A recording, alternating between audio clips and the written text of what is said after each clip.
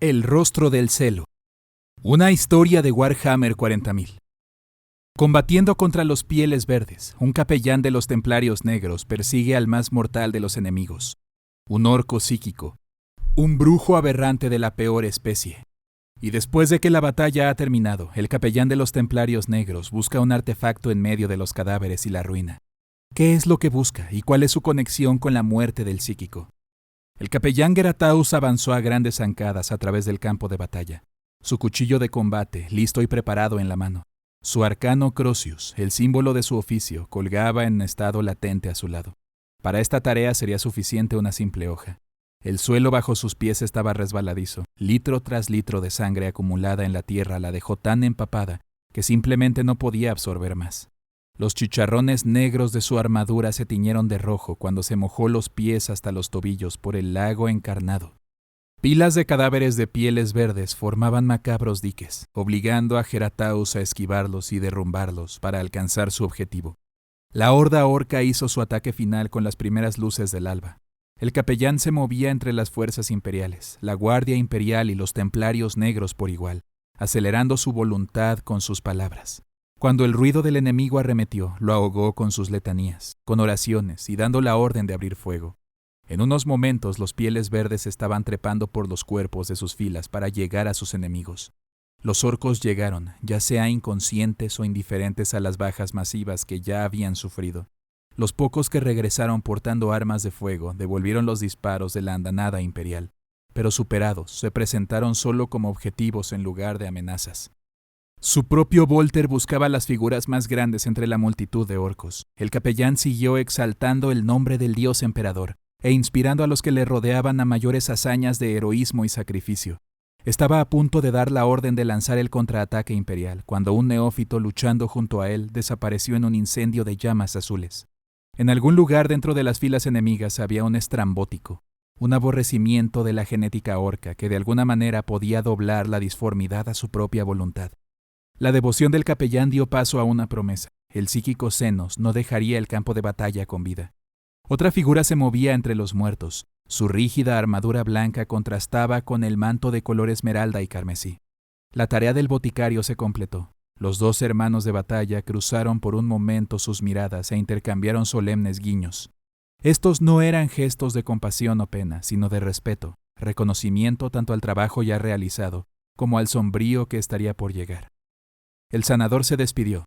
Una Thunderhawk al ralentí esperaba a su preciosa carga. El predicador siguió adelante. Los cuerpos orcos eran más numerosos, los montones más grandes. La obra del emperador se hizo aquí y se hizo bien. El bárbaro Xenos ya no amenazaba a este subsector y sus habitantes se irían a dormir un poco más tranquilos durante la noche, con el conocimiento de que una de sus innumerables batallas a las que se enfrentaban había sido eliminada. Los asaltos mentales del psíquico orco atravesaron la línea imperial. Escuadrones enteros de guardias fuera de la existencia en un latido de sus corazones. El fuego disforme los consumía con un hambre inexorable. El capellán llamó a sus hermanos y fue contestado por las voces de sus mordaces vólteres, talando los guardaespaldas del estrambótico. Su mente bruja sonrió cuando los vio caer. La corona de energía que envolvía su cuerpo ardía más brillante. Con sus grasos dedos verdes le hizo gestos al capellán, llamándolo a un duelo. Los templarios negros levantaron sus vólteres hacia él, apuntados hacia el hechicero enemigo, pero el capellán les ordenó que retuvieran su fuego.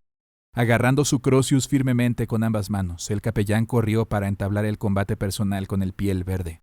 Gerataus encontró lo que buscaba. Ofreciendo solo una simple oración, se pone a su espeluznante tarea. El cadáver ya llevaba 3 heridas. Un letal corte en el torso, a la altura del estómago, incisiones en el cuello y en el pecho realizadas post-mortem. Gerataus apuñalaba abajo y añade una cuarta.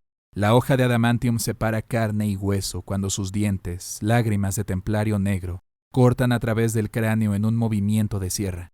Sus cortes son controlados y medidos. Esta mutilación no es ningún acto de profanación o de mezquina venganza. La parte frontal del cráneo se despega.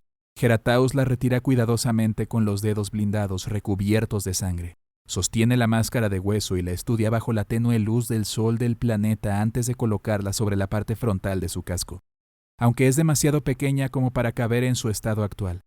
Los siervos y artífices del capítulo la estirarán y remodelarán antes de fusionarla al metal de su armadura. El Crozius conecta con la mandíbula del orco. Dientes y sangre derramada se muestran en sus labios, soltando un grito de dolor. Fija su mirada sobre el capellán. La energía deforme arde en sus ojos y ruge de nuevo, esta vez en señal de desafío más que de dolor. Sacando un puño, la bestia canaliza su fuerza psíquica y desata un rayo de energía. El templario negro esquiva la onda de energía, abalanzándose desde debajo de su puño, aún alzado, colapsando el pecho del orco de un solo poderoso golpe. Enfurecido, el estrambótico balanceó su enorme puño en la dirección de la cabeza del capellán, pero conectando solo con la cabeza crepitante del Crozius.